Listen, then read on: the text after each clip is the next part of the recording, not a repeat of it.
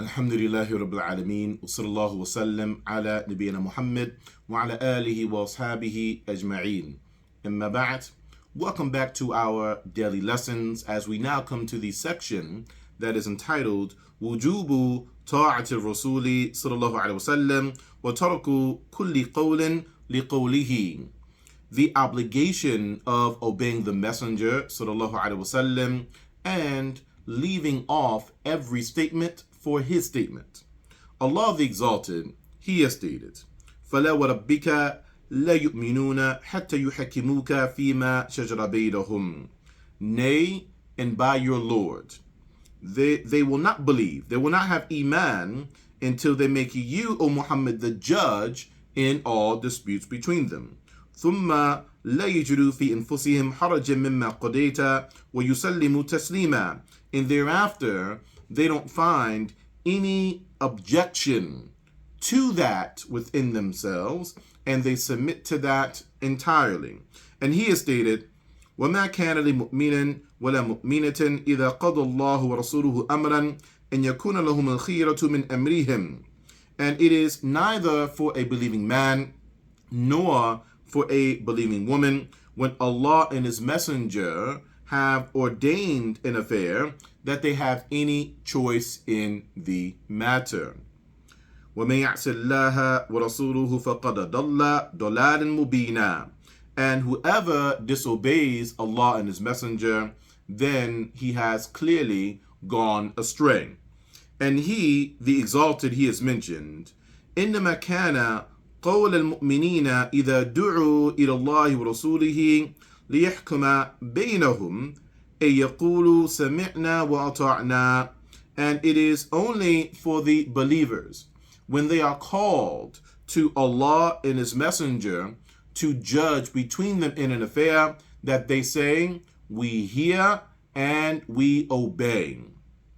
وَأُولَٰئِكَ هُمُ مُفْلِحُونَ. And such individuals, they are the successful.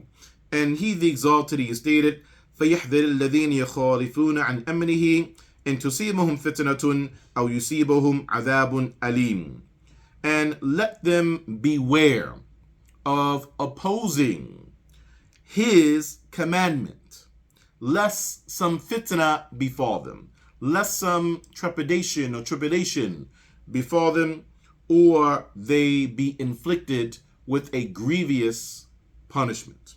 And on the authority of Abu Hurairah, may Allah be pleased with him, as he states that the Messenger of Allah sallallahu alaihi wasallam has said, all of my ummah, all of the Muslim civilization will enter into paradise except for those who have refused. So it was then said, and who would refuse that, O Messenger of Allah? So then he said, whoever obeys me enters Jannah, enters paradise. And whoever disobeys me will enter into the fire of hell. This person has refused. Collected by Al-Bukhari. Asharh, the explanation. Obedience to the Messenger of Allah sallallahu alaihi wasallam and leaving off the statements of others for his statement and submitting to him and submitting to his statement is the second principle of the deen, of our faith, that is a foundational principle of our faith. And this is the meaning of the testimony that Muhammad is the Messenger of Allah sallallahu alaihi wasallam. So then the deen, our faith, it is premised upon two principles: that we only worship Allah, number one, and number two, we obey the Messenger of Allah sallallahu alaihi wasallam. And there is no path to guidance, there is no path to success, there is no path to salvation from fitan, from trepidation and tribulation, and there is no other way to enter into the paradise except by way of obeying the Messenger sallallahu alaihi wasallam.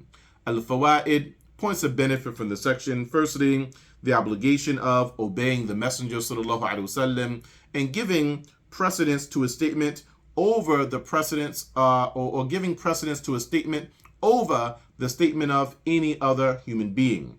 Secondly, obeying the Messenger sallallahu alaihi wasallam is a means and a cause to enter into Jannah, to enter into paradise. Thirdly, and lastly, disobeying the Messenger and opposing his commandment can be a cause for the individual to undergo fitna, to undergo trial, and to be punished. We'll see you in our next sitting. هذا والله أعلم وصلى الله على محمد والسلام عليكم ورحمة الله.